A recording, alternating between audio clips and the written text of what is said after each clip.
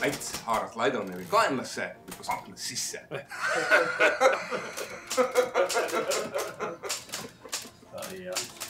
Oi jah, 3 minutit veel ja siis on see vahetus tehtud. Ei jõua ära oodata. Lähete kuhugi restorani? Tädi sünnipäevale, tal on alati nii maitsvad road. Jätsin isegi lõunasöögi söömata. No Karl, ma loodan, et sinu öö tuleb sama rahulik, kui oli meie päev.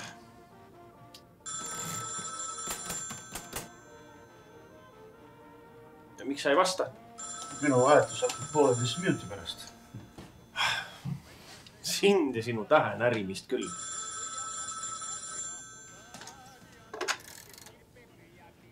Tartu politseijaoskond. Vanemagent Täht kuuleb. Mina räägin teiega Rosenbergide kondiitriärist, uuest uulitsast. Teate mis, te peate kohale tulema, sest suur õnnetus on juhtunud. Suur õnnetus. Kas keegi on surnud? Ei ole keegi surnud. Ei, aga kuritegu on toime pandud. Kõik minu väärisetted on ära varastatud, saate aru? Te peate kindlasti kohale tulema, sest... Mina tean, kes on kahtlusalune. Tulge kohale. Ja nõudke ta mulle minu briljandid ja kulla tagasi annaks, eks ole ju? Ma jään teid ootama.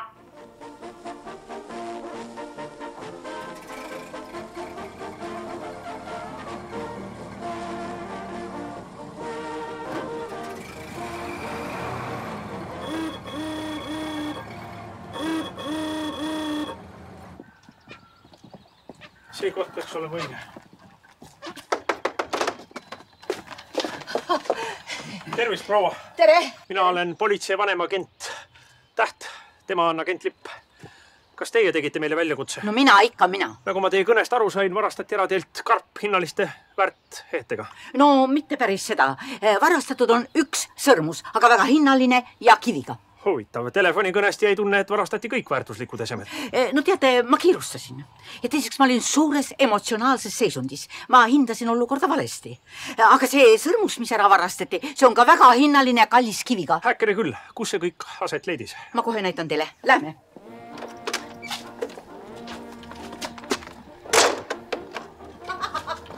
Tulge nüüd.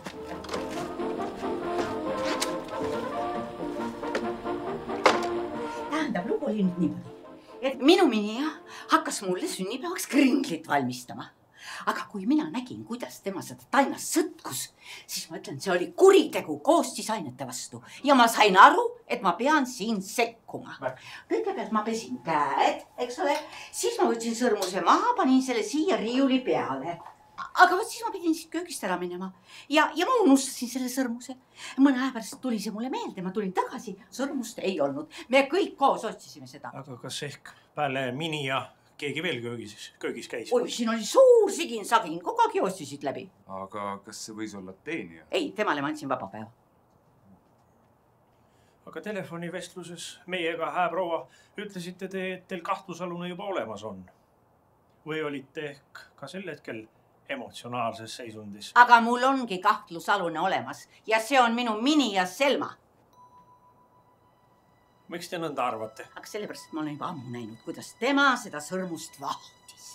Ja kui ta nüüd selle sõrmusega siia üksi pikemaks ajaks jäi, ta ei suutnud lihtsalt vastu pidada. Ma ütlen, minule ta seda üles ei tunnista, aga teie ees läheb ta verest välja. Häkkene küll. Artur jääb siia siis sõrmejälgi võtma. Meie lähme prouaga kahtlustatavaid üle kuulama. Aha. Aga proua Matilde, lubage te mulle, et te vahele ei sega. Muidugi.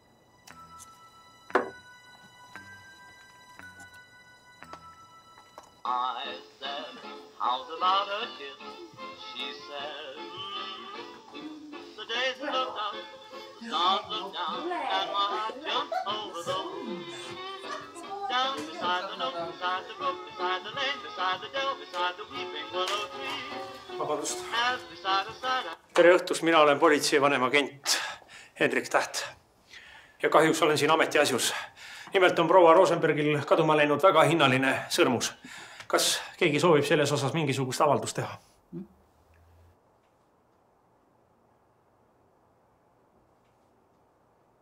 Selma?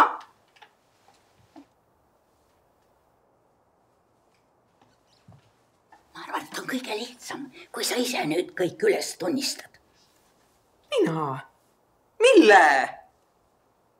Selle, et sul oli võimalik sa nägid seda läikivat sõrmust seal köögis ja sa lihtsalt, su tahe oli nii suur seda endale saada, et sa näppasid selle. Himmelkott, miks peaksin mina teie sõrmuse endale näppama? Ma ei saaks seda ju kandagi, te ju näeksite seda. Mis mõte sellel oleks? No sa oleksid kavatsenud seda kanda pärast minu surma. Pärast teie surma, maine mutter, ma saan selle nii pärandusena endale. See on perekonna reliikvia. No ma ei tea, siis tahtsid selle maha müüa ja raha teenida. Prouad, palun peame natukene nüüd hoogu. Proua Selma, kas te väidate kindlasti, et teie ei ole seda sõrmust omastanud? Das stimmt, seda ma väidan, jah. Ema, sa oled oma süüdistamisega küll täiesti liiale nüüd läinud. See, et Selma ei ole nii küpsetaja kui sina, ei tähenda, et sa võid talle igasugu kuritegusid inkrimineerida. Jätad. Inspektor, mina soovitan teil tähelepanu pöörata sellele härrale seal. Viimasel ajal tiirleb ta kogu aeg ema ümber. Ilmselt haistab kopsakad sisse tule. Milline ennekuulmatu häbematus. Vabandust, härra, kuidas teie nimi on? Minu nimi on Johannes Mansik. Ja see härra on meie naaber ja minu sõber. Ma olen ameti poolest päevapiltnik. Muide, teenistus on hea. Mul ei ole tarvidust hiilida proua varanduse järgi, nagu siin kahtlustati. Ei usu. Viimasel nädalal nägime teid Rüüti tänava bändimajja minemas. See on tõsi. On küll. Ma käin alati oma tuttavate juures. Ja pool linna teab, et ei möödu nädalatki, kui teie midagi bandimajja ei viiks. Ja võibki olla, et aeg-ajalt on finantsilised tagasilöögid. Aga see ei tähenda ometigi, et ma prouade vara järgi himustaksin. Selle asemel, et korralikke inimesi kahtlustada, uurige seda pahempoolset kirjanikku seal. Mida?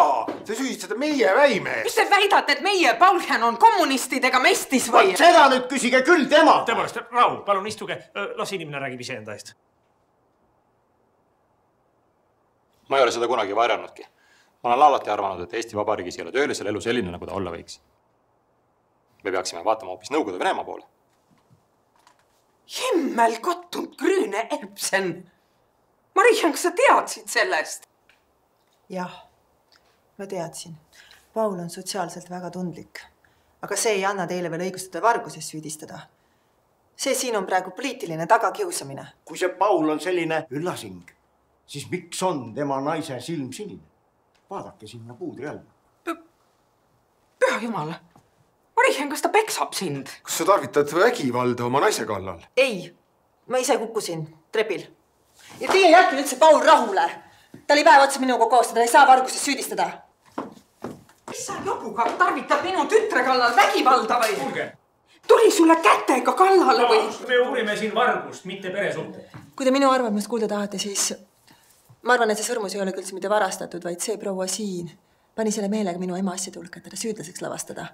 Ta pole mu ema kunagi sallinud. See on kõige naeruväärsem ja rumalam süüdistus, mida ma eales olen kuulnud. Vabandust. Kas toimub? Palun. Sõrmejäljed on võetud.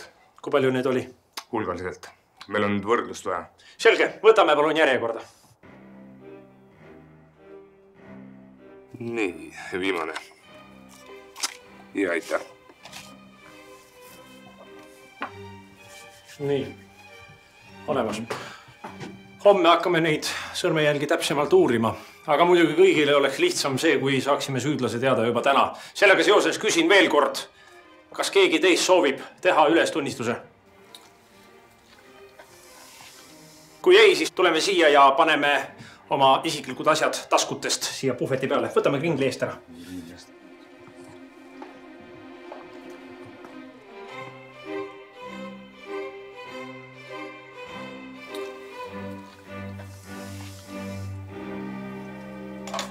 Agent Täht, kannan ette ühegi kahtlusaluse taskus sõrmust ei olnud. Siis jah. Kes pani mürki?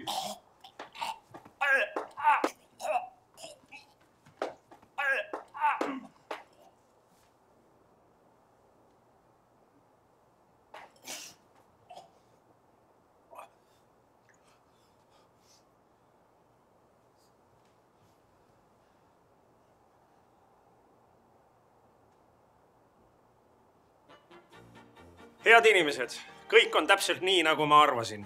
Mitte keegi teist ei ole selle sõrmuse kadumises süüdi. Proua sõrmus sattus kringli taigna sisse. ja Eesti politseile kohaste tõhusate meetoditega välistasin ma ükshaaval kõik kahtlusalused. Proua Rosenberg, võtke oma sõrmus.